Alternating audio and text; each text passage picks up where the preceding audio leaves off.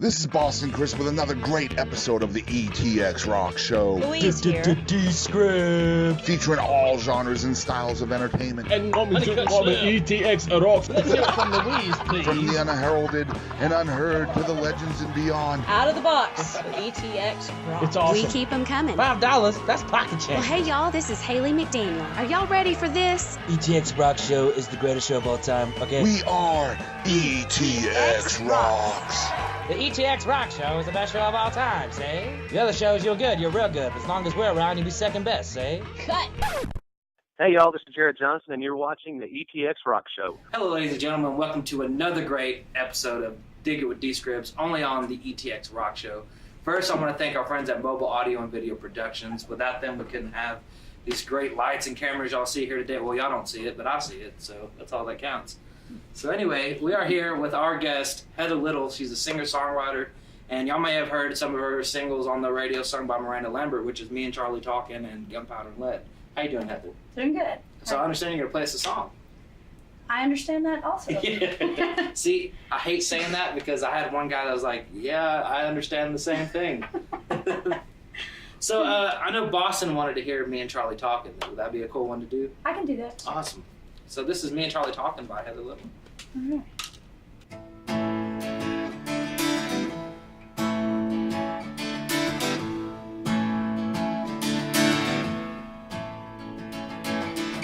Me and Charlie boy used to go walking, kissing in the woods behind the house, being lovers when stolen kids, or holding hands with nobody else around. Charlie said he wanted to get married, but we were only 10, so we'd have to wait. So we never let our love run dry like so many do these days. So I treat my love as a firefighter, like it only gets to shine for a little while. Catch it in a mason jar with holes in the top and burn like hell to show it off. Promises made and we go walking. That's just me and Charlie talking.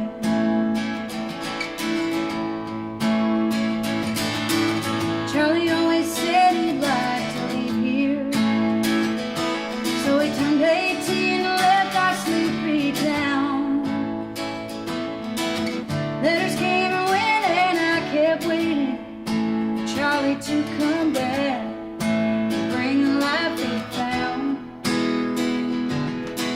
It's funny how time and distance change you, and the road you take don't always lead you home. You can start a love with good intentions,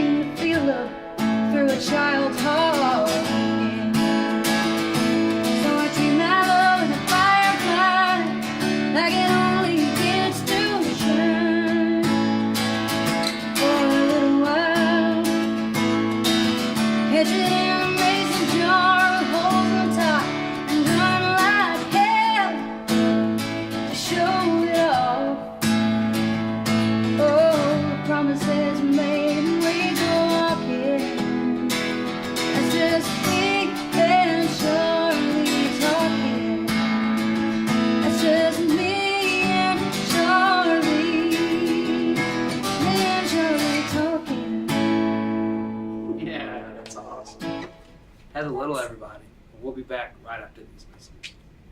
This is important, so grab a pen.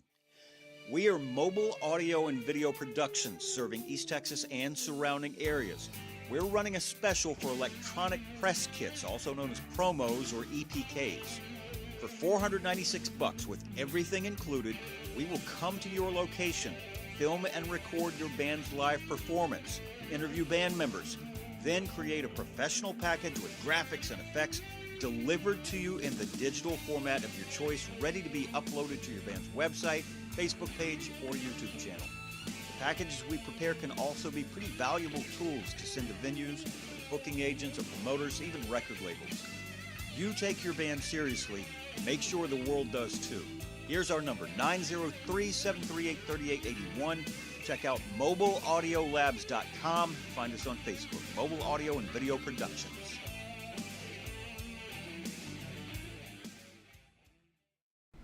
We are back with Heather Little. She just did Me and Charlie Talking. Y'all probably heard, sung by Miranda Lambert. Now, I had no idea that you helped write that song. So what was the story about that? How did you meet Miranda, and how did that go about it? Well, I met Miranda because my mother talked me into entering a singer-songwriter contest a long time ago at the, it was at the Hunt County Livestock Fair and Rodeo.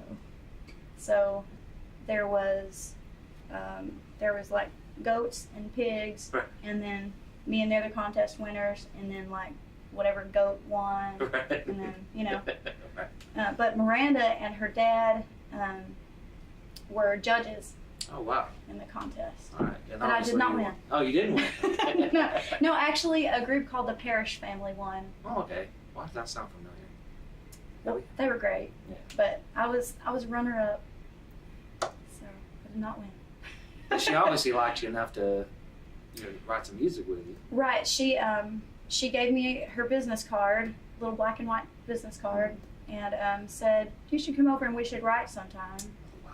And that was super weird because even though I guess logically on some level I knew that Right. people write together, it didn't occur to me at some point in life two songwriters would sit down and share ideas and Right. collaborate. Mhm. You know, it just felt super weird. Like, I don't know if I could do that. I know how you feel because I know I grew up, writing rap music. I grew up in, Really? Yes, I was a rapper for a long time. So then I found out I could sing. So then I started pursuing that, and that's probably the weirdest thing is having to collab with other people. Because with rap, you can just sit there, with a beat made off of a computer. But then you've got, guitar players and bass players and drummers, and you're sitting there trying to come up with this sound. And that's probably weird for me. I'm socially awkward. Imagine that. Oh. I'm sitting here talking to you right now. I might have possibly invented being socially awkward. So, that works. Fear not. So when did you begin writing songs, and what motivated that? I just have always done it since I was a little kid. Oh, wow. I was just making up songs. So how many songs would you say you've written? No. Too many? Hundreds. So you're not Yeah. originally from East Texas, No. but you've kind of made your home here. So as a songwriter, what challenges do you face in your career so far away from Nashville? Well, there's a lot of the concept of you must be present to win going on up there, I guess. I did have a publisher up there for 6 years. I wrote for Carnival Music, and they're a great company, great people, and I enjoyed it. But all good things come to an end. All right. And really just having my kids here and being based here and, not being able to move there, it matters. Oh, yeah. It matters a lot because if you are up there and you are trying to make a living as a songwriter, you've got to be out playing showcases, for free. So it's difficult to make a living playing your music live up there. So that's one big difference between being up there and being down here. Down here you can make a living. Oh, yeah. So being down, speaking of being down here, how are you benefiting from, the East Texas scene, and, how well is that treating you? Well, I've been playing shows for about, almost 10 years now. Wow. In East Texas and being based out of here. So you just kind of develop a following, however small it may be, you know. You learn what the good places to play are. And as an artist and as a songwriter, there are those gigs that you play because it puts gas in your gas tank, and there are those that you play because they feed your soul, you know, and those may not necessarily pay you a lot of money. Right. But you know, I don't think anybody started writing songs because wow, this is going to make me a lot of money. You know, most people.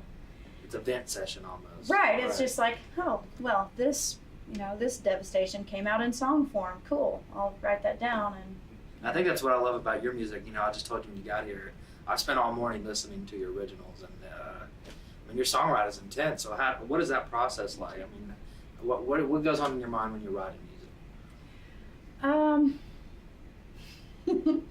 I don't know. A lot of times it'll come from just a phrase. I write a lot when I'm driving, so I might have one phrase or one idea in my head, and just kind of builds off of that. It's like playing dominoes. You're adding dominoes on all the sides. The song I heard, Dear Jen, I really love, because like I've never heard anyone like talk about alcohol in that manner, you know, like an actual person. But I suggest y'all go listen to Dear Jen on YouTube. But it was such a good song. So I kind of want to know, how did that song come about? Just because the way you wrote that song, at first I was thinking, man, this person named Jen doesn't, you know, doesn't sound like a nice person. Then I was like, oh wait, Jen. Right, right.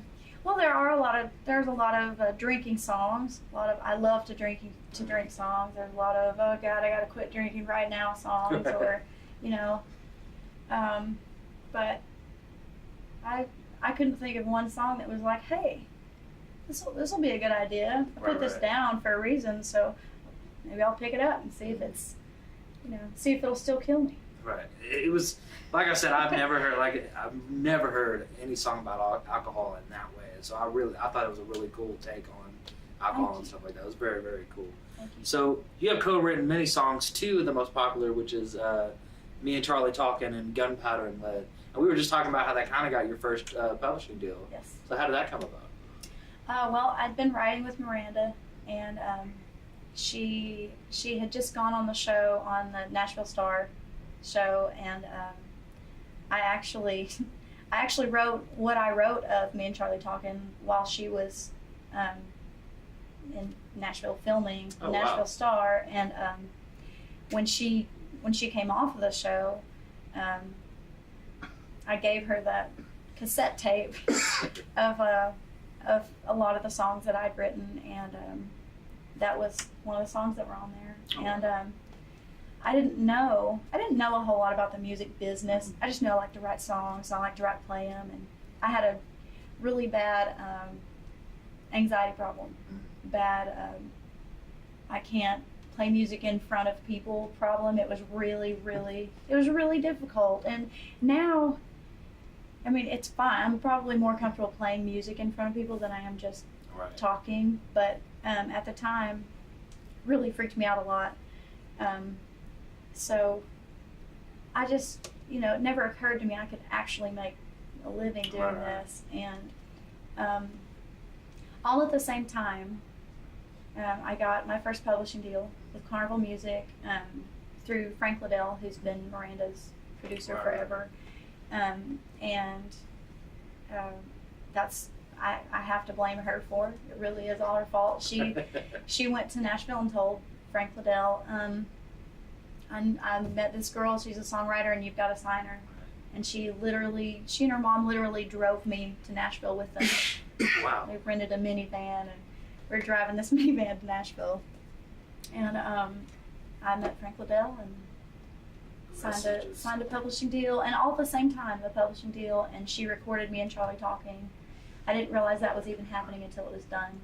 You know, so my other question, you know, me and Boss were talking about, you know, he heard your interview on KLTV and kind of how, you know, hearing your song on the radio while you're a janitor. I mean, what was that about? What was that like? That was, it was actually a teacher's ringtone. Oh, wow. And it was, I took a job at the school district in Lindale because my publishing deal had ended. I, wrote for Carnival for 6 years, and I had another publishing deal with a company that Keith Urban started that I don't know if he's still doing it or not, but it was called My Baby Needs New Shoes Music.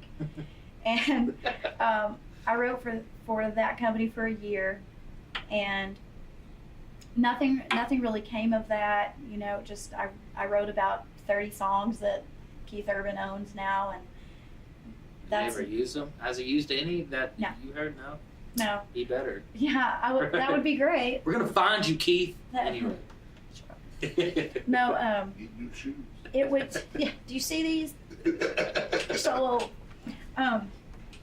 So, yeah, I did that, and I needed income, and I kind of panicked. I was like, I have to have income, so I went to work for the school, and I could still take care of my kids that way. I could take them to school, and I could have them after school with me, and so it was perfect. But I was cleaning the bathroom in the high school where they put me when I first started, and one of the teachers came in, and the ringtone on her phone was Gunpowder and Lead. And I was in one of the stalls, like cleaning the toilet, right? And then that happens, and it just makes you look up at the sky and go, really? Seriously? Okay. Reminds me of the time my boss made me clean a toilet once. And my buddy Brian thought it'd be cool to send me a picture of him winning a $25,000 lottery ticket. And I'm scrubbing a toilet. I'm like, thanks a lot, Brian. Scrubbing a toilet. My old friend Good Brian. friends are hard to find. Just so y'all know, if you have a friend named Brian, probably shouldn't have a friend named Brian. Brian's are jerks. So have you written a song about, listening to your songs while you're cleaning the bathroom and stuff? I don't know. I'm sure there are undertones of that. I'm sure there's some little layers of bitterness, in some of the stuff I've written since then.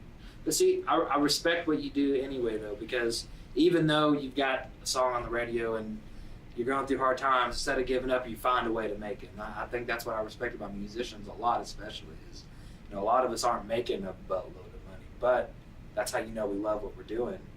Because if I would be willing to scrub 30 toilets if it means I get to hear my song on a ringtone. Yeah. So that's pretty cool. So what is that feeling like, though, hearing songs you wrote play on the radio? What's that? It's kind of surreal. The first time I heard me and Charlie Talkin, I was driving into Tyler, and it came on the radio right before you get in front of Tyler Pike, right there in Swan, and the station was fuzzing in and out, and so I was riding with my ex-husband, the kids are in the back, and I was like, stop, we gotta stop right here, because it was a good spot for the radio station. Right. I was kind of sitting there going, it really is on the radio. Like, other people besides me can hear this right now. So it's really surreal. And I'm not gonna lie, I'm kind of feeling a little surreal right now, because I'm sitting with the first time I heard that song, what a great song, and I'm sitting next to the person that wrote it. That's crazy for me. I don't know. So, you talked about having anxiety, and Yeah. So how do you overcome anxiety? What is the mindset, pushing through all of that? The only thing I can figure out about that is, for me, it went away all at once. It's something that I struggled with as a child, and I didn't know what it was. Right. When I was really little. I just thought, this is how some people feel, and I happen to be one of those people that just isn't good at leaving the house, or being in a room full of people, or I just thought I'm just not good at it, and it was terrible. I'd have things like my ears would ring and my hands would shake, and I'd open my mouth to talk, and I couldn't get sound to come out of it, and I was never like that at home, but it was only when I was around people in school, and then I started trying to sing places. I'd be fine in rehearsal with my brother, he and I used to play, we'd sing at weddings and things when I was a little kid, and when it was time for the real thing and there's people there, it was terrible. But it went away kind of all at once. It coincided with a really big life change, and I don't know, there's something about, I think, when you start a new chapter in your life and you look around and go, I really am the only person who's going to be able to hold myself up and fix whatever I don't like about my situation. You look around and see what you're in control of and what you're not. And the things that you are in control of, you put your hands on them and make them right. Right. And when you feel in control, and when you know you're in control of your set of things that are your things to manage, it's a lot easier to sit in front of anyone and present yourself, because you know what you're presenting. You know, you don't feel like you're, standing on an unsteady platform with some marionettes, and you don't know, they're tied in your fingers and you don't know how to do them. And that's kind of how I felt when I was trying to play music in front of people in the beginning. My grandfather used to say all the time, nothing changes if nothing changes. And I never understood that at first. I was like, man, smart man. Yeah, that makes no sense. Nothing changes. And it took me forever until I started going through crap and couldn't figure out how to get out of the hole. And then just that weird saying popped up in my head, and my worst point in life was, hey man, nothing changes if nothing changes. I was like, I get it now. I have to be the one that changes everything. Right. Singing in front of people. I didn't want to do that.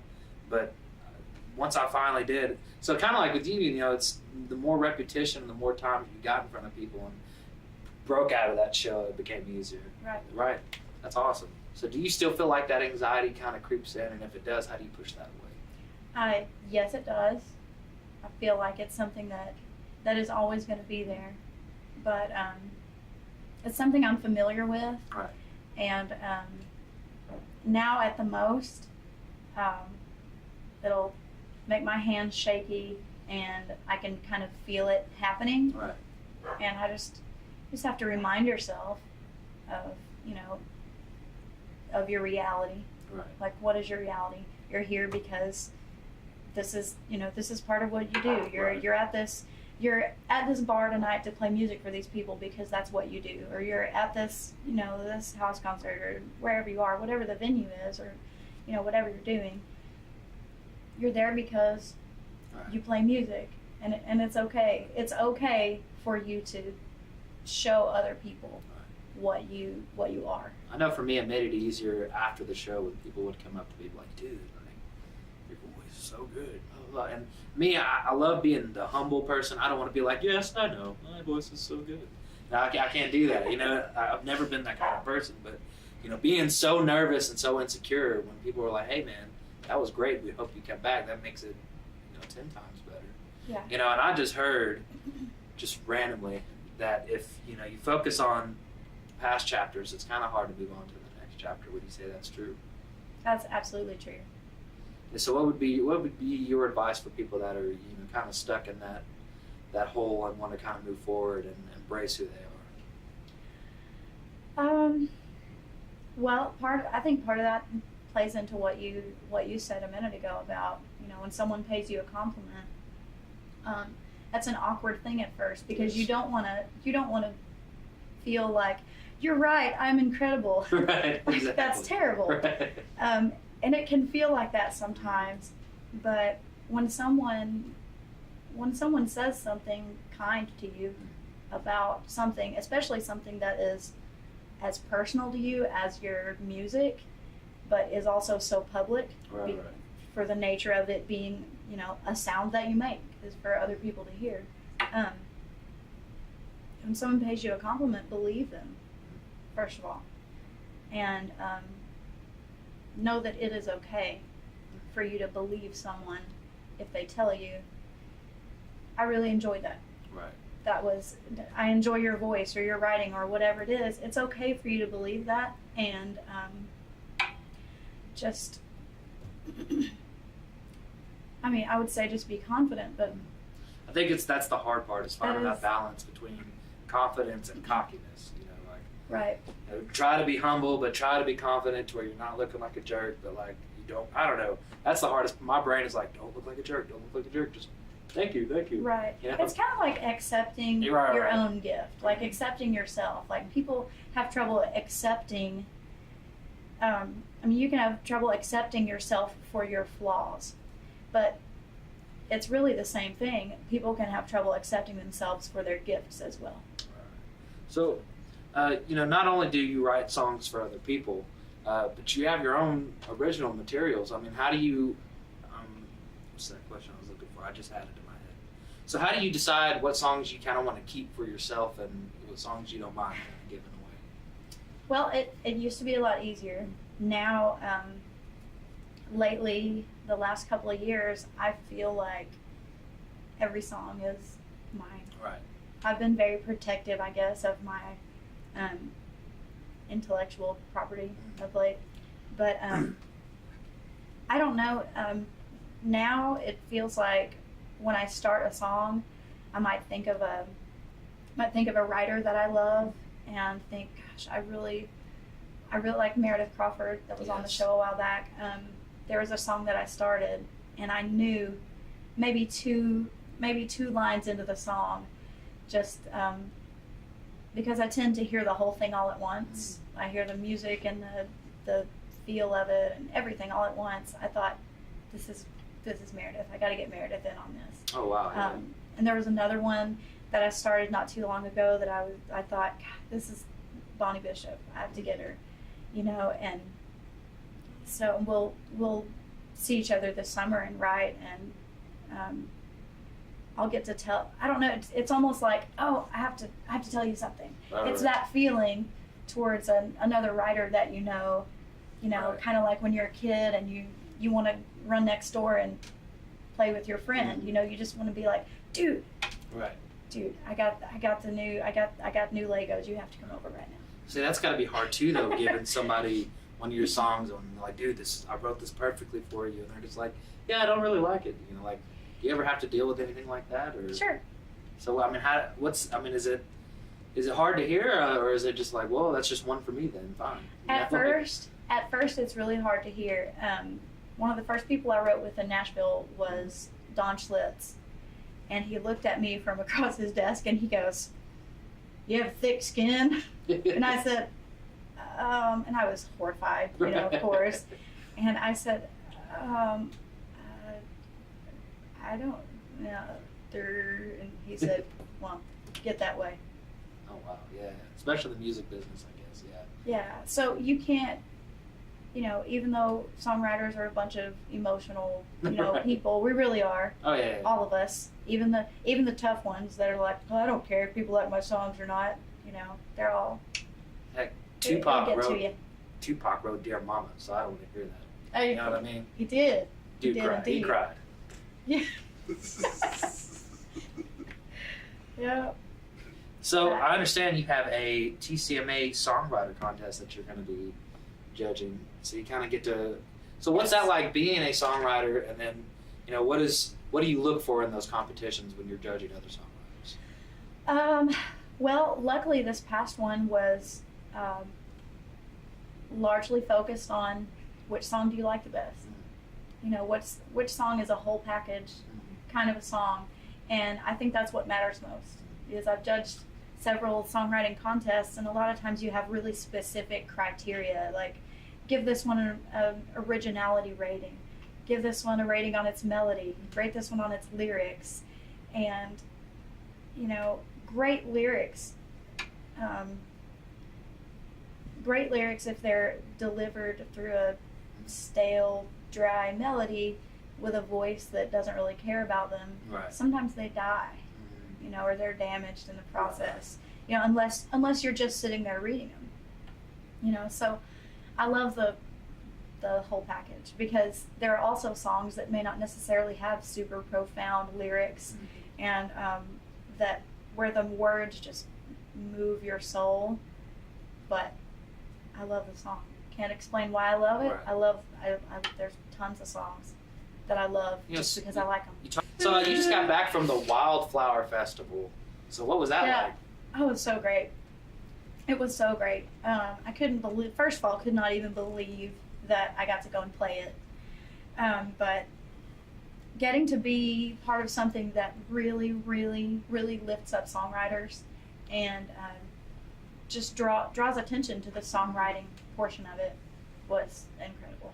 I think what's cool too is, you know, I know a lot of songwriters, they just kind of write songs for other people. I mean, that's kind of, and I'm sure they write songs for themselves, but for the most part, I think with you, you know, not only do you write great songs, but your voice is gorgeous and you have a beautiful look. So it's like you could do your own thing, and I'm glad to see you doing your own thing. That's really, really Thank cool. you. So tonight you have a show at the Texas Musicians Museum. Yes. So are you excited about that? Oh, I'm so stoked. It's such a cool place. Have you been out there? Have you guys been out to it? I've never been out. I did not know it existed until a few years back, but it is quite literally the Texas Musicians Museum.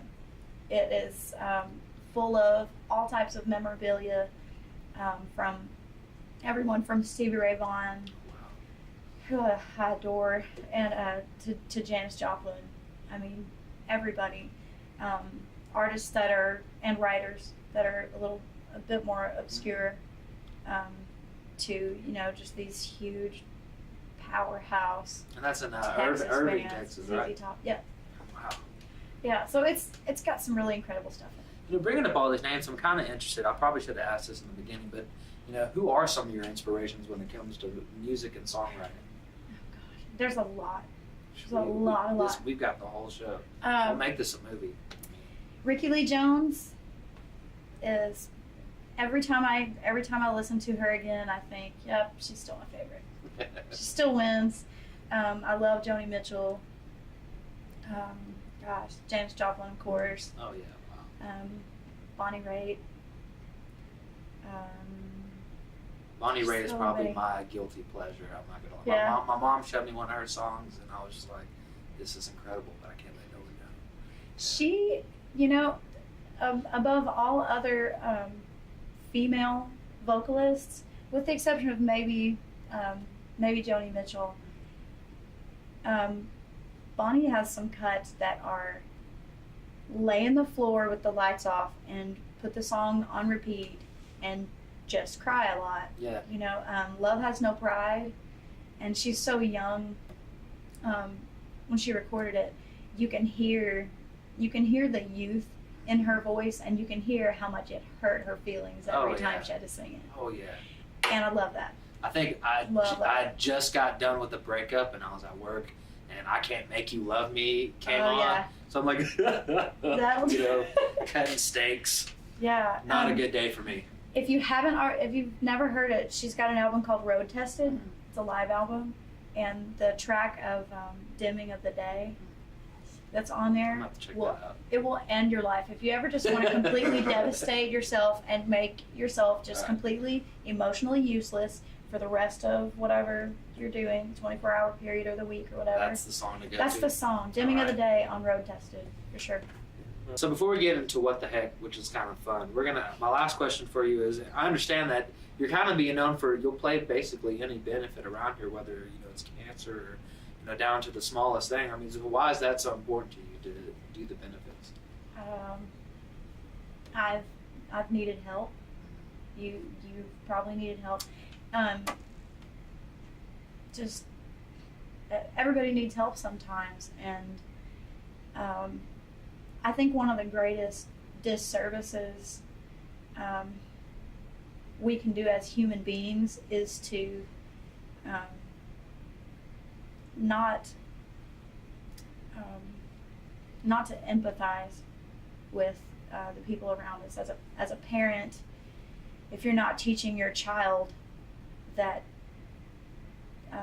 there are other people who, you know, who might need a hand, or who might need something at some point, you know, you just have to do it. You have to reach out to your community, to the people in your family, to your friends. It seems like it would just be really silly not to. I don't understand not doing that. I think I heard a line in a song. I don't know if you ever listened to Shaggy, but he had a line in the song that's no matter how you're sad and blue, there's always someone that has it worse than you. It's one of my favorite lines ever. I mean, That's the truth. Yeah, man. That's how I kind of, even on my bad days, you know, and I have bad days because I deal with anxiety and depression and stuff like that. So, but one thing that kind of helps me push through that is, you know, dude, there are so much worse things going on right now. So I'm kind of selfish just sitting here being a crybaby when, you know, some person's out there losing limbs and all kind of craziness. So I commend you on that, really. Thank you so much for being a huge part of that. So, this is a game called, well, I scare people every time I do that too. I'm sorry. It's a little intimidating. So, this is a game we call What the Heck. Okay. This is 5 random questions. There's no right or wrong answer, just whatever you feel comes to the top of your head. You can. It might take, maybe. Can we add phone a friend? That could be the, that's too Sure, hard. I can be the phone a friend. I don't have any. Okay. I'm going to have to run out and get some friends real quick. But. So, question number 1. If you could have any superpower that would not be helpful in any dangerous situation, what would it be? Oh my gosh, I have a list of completely useless superpowers. Are you serious? Yes. Oh my God, these super villains. What the hell's going on? Well, God, does it have to be like that would help someone, or could it like be villainous in some way? Either one. Completely useless in a dangerous situation. Okay, well, if I were a super villain, the latest one would be someone who walks up to you and they act like they're going to say something and then they don't. Like they go up and they just and they just do that the whole time. Like you meet for coffee or something and all they do is go. And constantly just that. Anticipation girl. I've gone on a few days like that. Yeah, it's pointless. Yeah. I like that answer. Yeah. Question number 2. If you could write a song for any artist to sing, dead or alive, who would it be? See, that dead and alive part, it always throws people off. For any artist to sing. Anybody. That's so incredibly difficult. That's good. I guess alive would probably be Bonnie Raitt. Probably. Definitely. Gosh. And gone from this world, since we're just throwing rocks at the stars here, Prince. Oh, because Prince. Yes. Because. Prince is why I sing. Okay. Prince. Yes. All right. We have to. Yeah.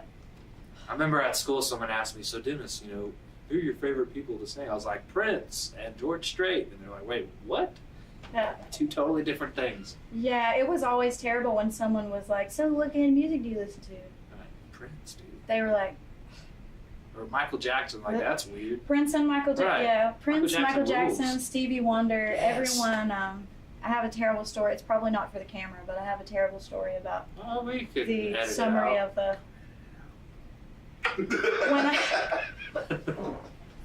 this is not something I share with all audiences, but it's kind of embarrassing, and maybe it's offensive on some level. But I thought when I was about 4, I assumed because I wanted to be a singer, and because every singer that I loved when I was 4, were all black.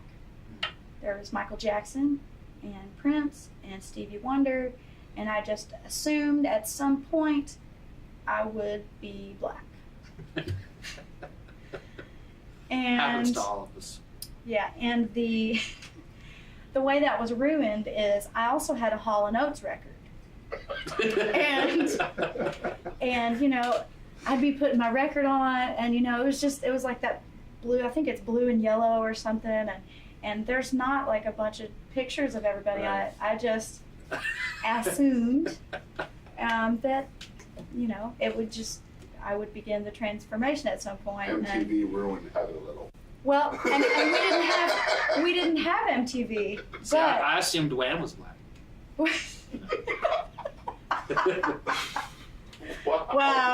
Wow. So my mom was cooking, and I went in the kitchen, and I hear from the living room, I hear, baby hair, one smile. And I was like, oh my God, I have to go. And I run in the living room, and I see this white dude on TV singing my record, and I was completely confused.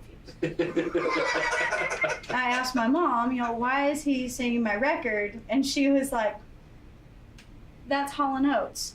No. Okay. Like, no. My Hall & Oates has a Jerry curl. Right. It just made no sense to me, and then I just started putting it all together. So wait, so this means I'm gonna stay this color? I mean, it reminded me a lot of, later when I saw The Jerk for the first time, I saw Steve Martin. That movie. Oh my God. I thought, I know that feeling.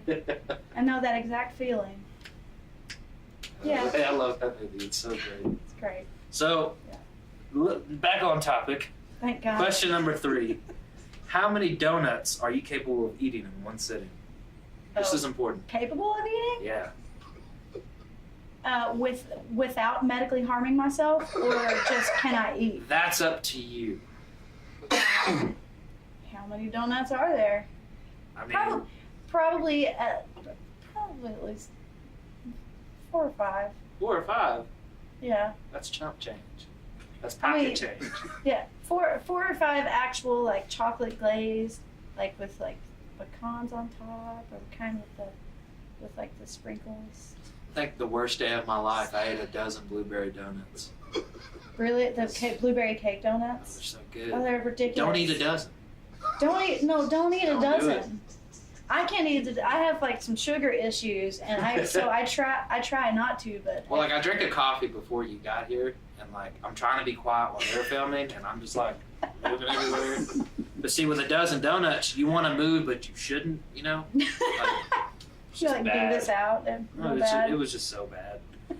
Question number 4: If you could listen to one song for the rest of your life, only one, which one would it be? The Longest Way of Chili Peppers. Wow, great song. Last question. Do you ever stop and think about the number of butts in the world? Like, right? Do you mean actual butt cheeks or butts? Like 2 cheeks and 1, the 2 for 1 special butt. I can't say that I ever have that I remember, but I wouldn't put it past me. Think about it, though. There's a lot. A lot of butts.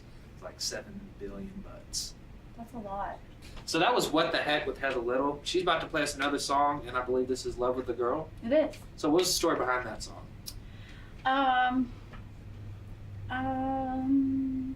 Well, I guess it ties in a little bit with what we were talking about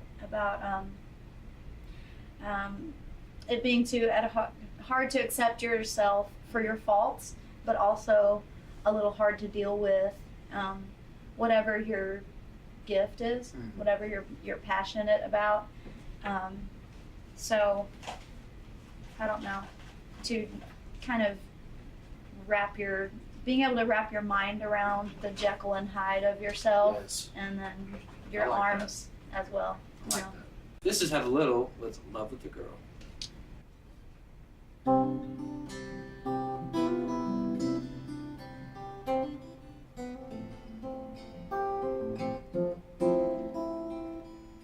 I'm in love with a girl who sings from the bottom of the well. Always drowning or dry. God, it rains when she cries and I can't help. Oh, but that's what I get for teaching her to play the part so swell. I'm in love with a girl at the bottom of the well. I'm all in with a girl who dreams. She dreams and dreams and dreams. She lives up in the clouds and she only comes down for me. She thinks I'm over the moon. Oh, but how could I be? Somebody's gotta hold her down to earth while she sleeps. I'm all in with a girl, all she ever does is dream. Blow her off and shed dissolve in the tears. Blow her away and you will own her heart for years.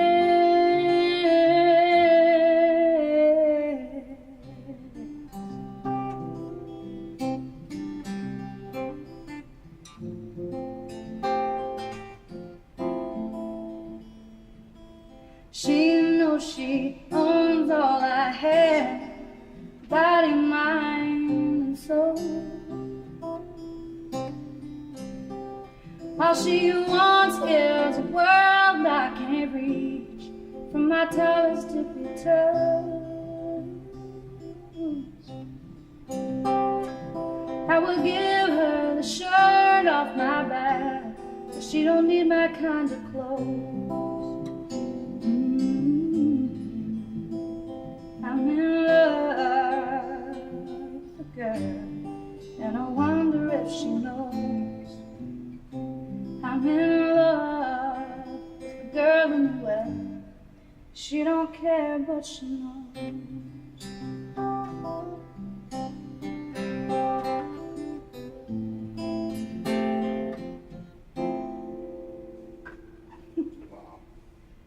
So that was Love with the Girl by Heather Little. So do you have any future projects we can look forward to? Any music coming about? No.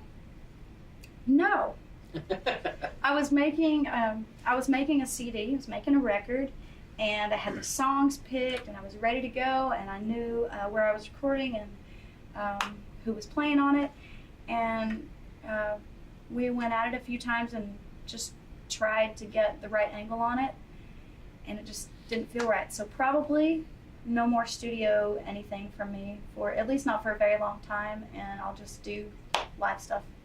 Well, just so you know, the day that that CD gets made, I have to have a copy. Your voice is out of this world. Thank you. So I understand you do have music out, so how can we, get a copy of that? Or I do have a record. It's called Wings Like These, and it's available on iTunes, iTunes and some streaming services. Not Frostwire. And, yeah. So if people want to book you, what website can they go to? What's your social media, things like that? Facebook is always good.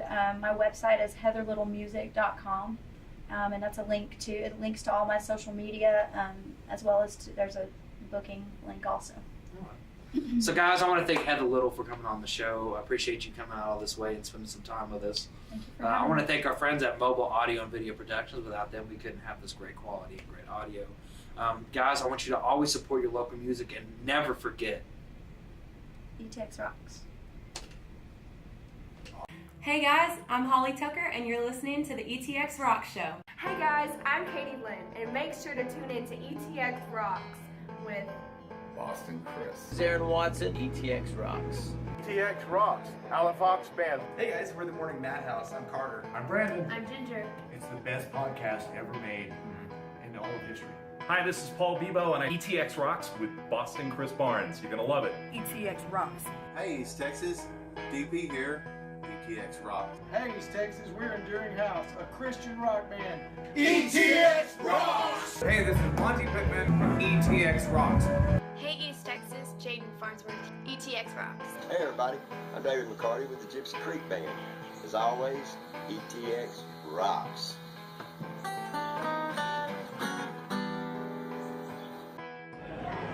Hey guys, this is Chris Colston. Thanks for tuning in to the ETX ROCKS Show. The ETX ROCKS Show. The ETX ROCKS Show. Ho! Hey folks, I'm WWE Hall of Famer Hacksaw Jim Duggan, and I just want to make sure you support local music. Hi, East Texas. This is Chris Wayne. And Crystal Clark with KYKX 1057. ETX rocks. Hey, East Texas. We're Lady Shadows and the Tramps. And just remember, ETX rocks. Hey, this is Todd Freeman of ETX Rocks with Boston Chris. Hey, East Texas, I'm Waylon Hicks, and remember, ETX rocks. Hey, what's going on, guys? This is the one and only SP, El Mexicano con Estilo. Make sure to support your local music, and ETX rocks. Hello, we're one way home. Hey, East Texas, this is Teaser. Please continue to support local music. And always remember, ETX rocks! Howdy folks, this is Aaron Watson. Support local music and ETX rocks. Hey, this is Chris Colston, and make sure you support local music and ETX rocks. Hey, this is Hannah Kirby. Thanks for tuning in to the ETX ROCKS Show. Tough guy, ho! Covering music-related content of all genres. If it filters through Eastern Texas, it's fair game. Y'all bring it. From Texarkana down to the coast and Dallas down to Houston and everything in between. We are ETX Rocks!